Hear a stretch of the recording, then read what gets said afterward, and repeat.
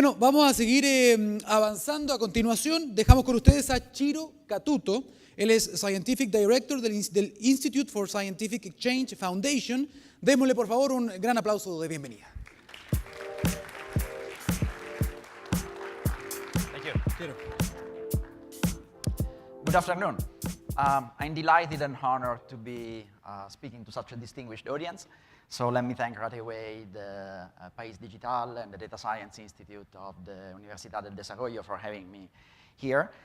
What I want to bring to the table today, after the very stimulating discussions we had about the digital transformation, is a reflection from the scientific and research point of view. It's a reflection on how we go from data, big and small, to models, abstraction, they capture what we do and what we know about the world, and how we can use them to take better decisions to hopefully tackle some of the challenges that lie ahead of us. When we speak about big data, we typically speak about digital records of behaviors. Whenever you send a text message, make a search engine query, swipe your credit card, all of these actions, clicking on an ad, choosing a movie on Netflix, all of these actions really leave digital crumbles about your interests, preferences, choices, expressions, values. And these data from a scientific point of view are pretty low quality. They're very noisy. They're very large, but they're bad quality, really. They speak about the past.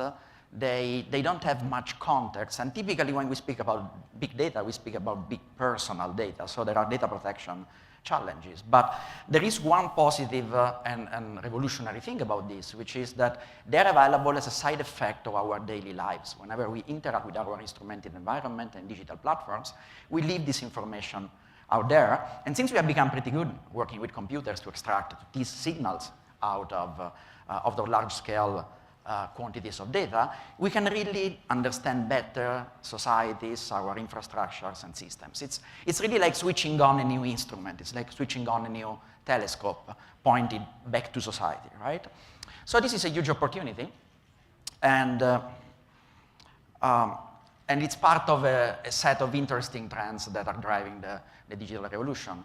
We are having more and more behavioral proxies from our digital platforms, which are proliferating and becoming more pervasive. We will have more and more sensors, more and more instrumented environments, the Internet of Things, of course. And we will be able to track data and evolution of larger cohorts of people across a very long span of time, ideally through their lifetimes.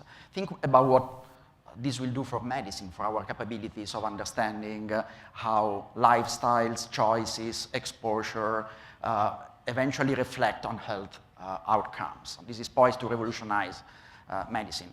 And a lot of this data will be unstructured as we go forward. And luckily now we have AIs and machine learning that allows us to see how signals out of speech, out of images with unprecedented resolution and efficiency and accuracy mostly. And one point which is very different and very strange if you approach this with a scientific mindset is the realization that a lot of the value is generated after the data is collected. Typically, if you are an experiment, first you build the instrument, you build ALMA, then you collect data, and then you analyze it because you have in mind a question, right?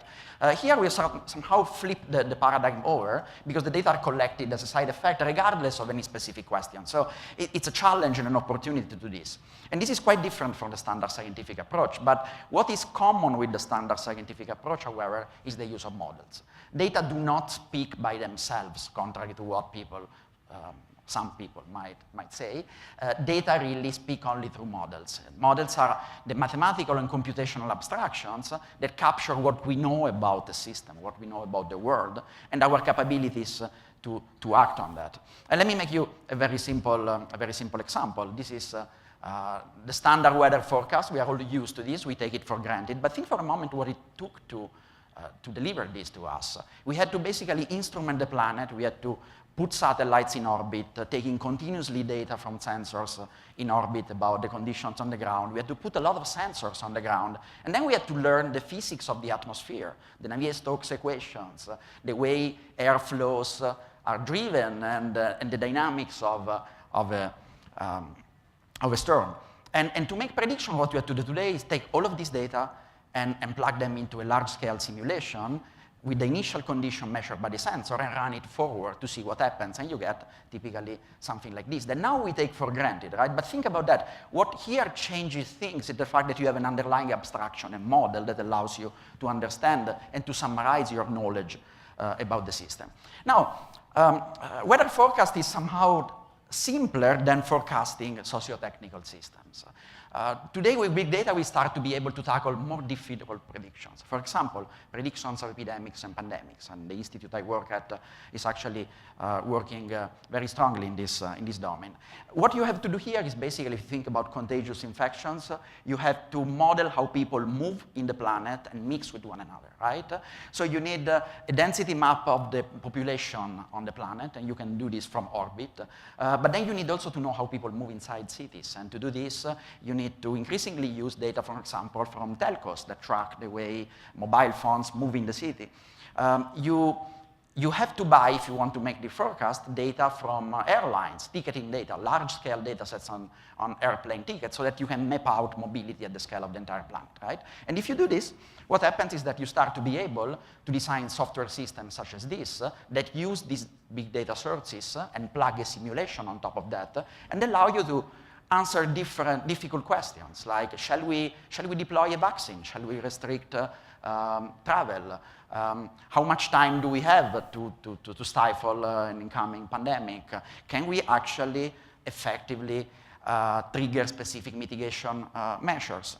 And these are more difficult than weather forecast because they involve mobility of humans. Humans still can do whatever they want, but humans are not neutral to the prediction. Whereas that tornado, if it's coming for you, it's coming to you regardless of your prediction or not. If I'm telling that tomorrow a huge pandemic is going to hit Santiago, this is affecting things here in Santiago, and it's probably altering mobility patterns here. So this is the challenge, but it's also where big data sources really shine, because they're really like a telescope pointing at us that allows us to see what happens in real time, right?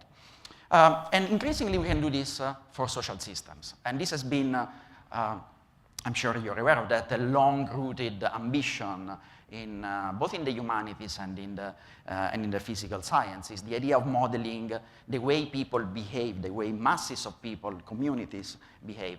Today, we are getting closer to that ambition because all of the digital platforms we interact with are building a sort of digital phenotype, a representation of all of our preferences, the type of movies we like, the type of ads we click on, the places we go to, the type of purchases we make, and so on and so forth. And this builds a sort of persona that represents who we are, and it's actually fueling an entire new field where social science questions are enabled by this type of data, and this is known as computational social science, and it's contributing to what we know already about behavioral economics, social sciences, game theory, marketing. Everything we know stays valid, but we are really on the verge of a scientific revolution about how we understand systems where humans are in the loop of the system itself.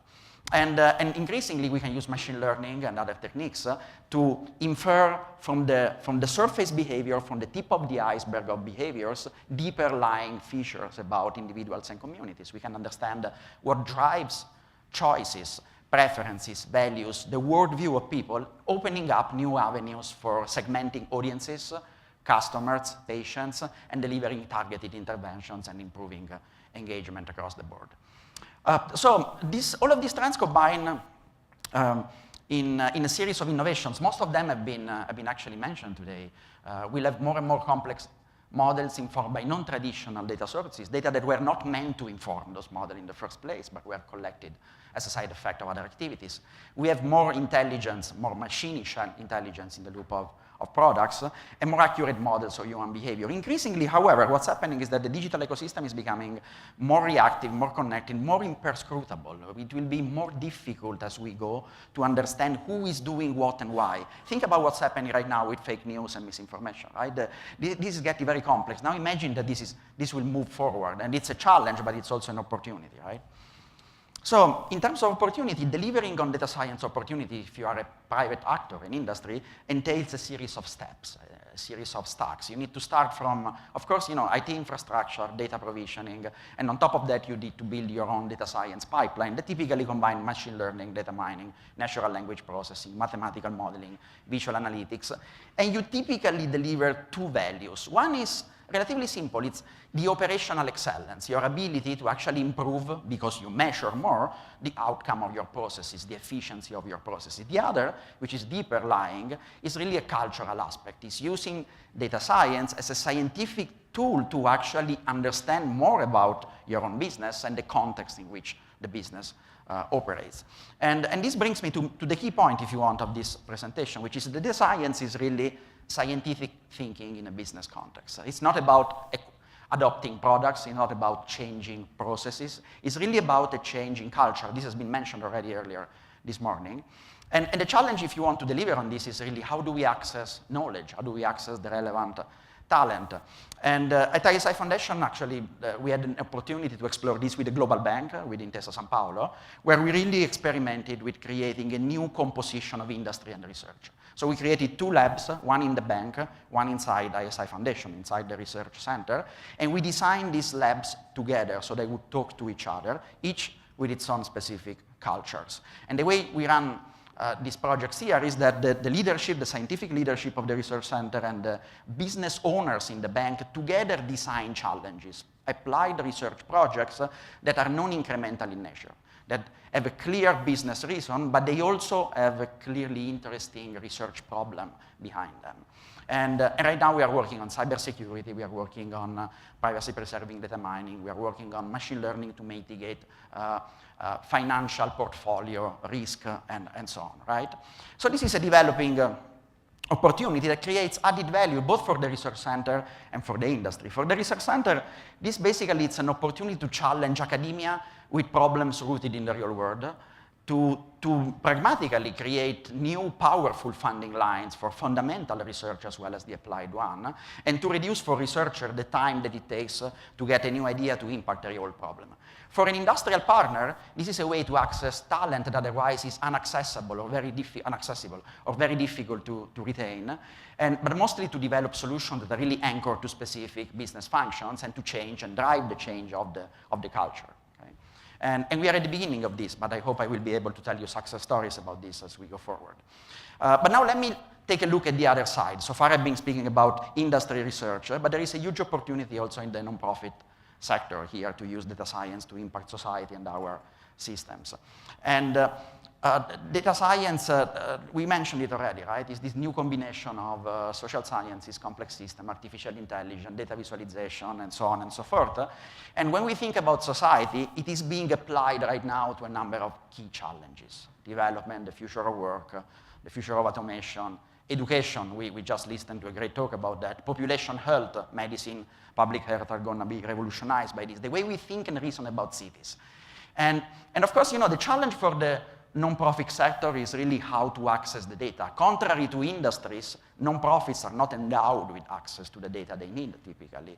And so there are ongoing efforts on reasoning about how to compose different players from different sectors to deliver on this value, to actually make sure that the right people access the right data. And if you're interested about that, I invite you to this very interesting exploration by New York University's governance lab called Data Collaboratives, where they really reflect on success patterns for this type of cross-sector compositionality. But of course, you know, these are ideas that now are getting mainstream. Bloomberg Philanthropies has launched a conference a few years ago called Data for Good Exchange, which tackles pretty much the same questions. The United Nations devoted an entire new unit called UN Global Pulse to using big data for their mission. OECD is working on data science for philanthropy and so on and so forth. So before closing, let me give you a concrete example of how this looks like. And this is something that we have done actually here in Santiago. It's a research project and a collaboration project led by Professor Leo Ferres at the Data Science Institute of the Universidad de Desarrollo.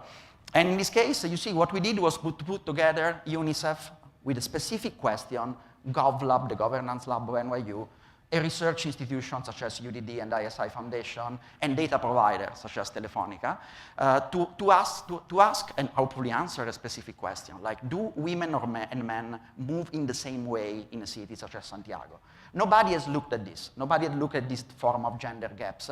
And here we have the opportunity to do this by using mobile phone data. So actually, we started really seeing where people live, where you can track where they work, and we can start seeing really their daily cycles. Of course, this is based on anonymous data, but it's really allowing us to define entirely new indicators at the level of comunas and even higher resolution that hopefully will allow planners and urban city planners here in Santiago to reason about gender equality, mobility, public transport efficiency, and so on and so forth. And this is just one example. And I want to really stress how this is a very unusual cross-sector partnerships. You see that here you have a global agency such as UNICEF, you have GovLab, you have research institutions, and it's key here to notice that this was fostered and enabled by a philanthropy, by the United Nations Foundation initiatives, Data2X, which actually created the challenge on big data for social good, which is something that we want together with UDD. So I'm actually very pleased to be speaking,